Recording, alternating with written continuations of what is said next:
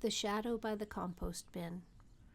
The sun was sinking low, painting the backyard fences in long purple shadows. Max sat on his favorite high perch, the roof of the old potting shed.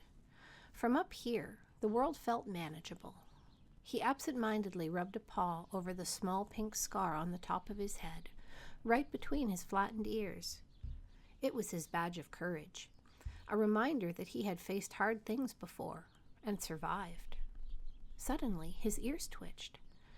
It was a sound barely louder than a whisper. Meow. It wasn't a happy sound. It was the sound of being very small and very alone. Max peered over the edge of the roof. Down below, near the overflowing compost bin, something was moving. He saw a tiny ball of white fluff, a kitten, no bigger than Max's paw, trembling against the wood. And just inches away from the kitten, a large, hunched shape emerged from the shadows. It had black, mask-like markings over its eyes and a bushy, ringed tail. A raccoon. The raccoon was grumpy. It was looking for scraps, and the kitten was in its way. The raccoon hissed, a low, scratchy sound, and stepped closer. The kitten squeezed its eyes shut. Max felt a familiar tingle in his scar. His instinct was to stay hidden up on the roof, safe and sound.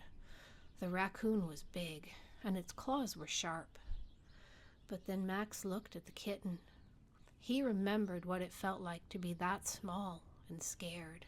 He knew that fear. The raccoon lunged forward. Max didn't think. He just moved. He launched himself off the shed roof, a silent, striped missile. He landed with a solid thud right between the raccoon and the white fluff ball. Max didn't shrink away. Instead, he puffed every hair on his tiger-striped body until he looked twice his normal size. He pressed his folded ears tight against his skull, narrowed his eyes, and let out a sound that surprised even him. It wasn't a meow. It was a low, rumbling, tiger-like growl that vibrated deep in his chest. The raccoon froze. It had expected an easy snack, not an angry, flying warrior cat. The raccoon chattered nervously, took one look at Max's unwavering stare, and decided it wasn't worth the fight. It turned around and scuttled back into the darkness under the fence.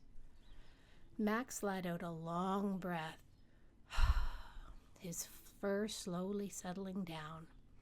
He turned to the kitten, who was still shivering. Max leaned down and gave the top of the kitten's head a rough, scratchy lick.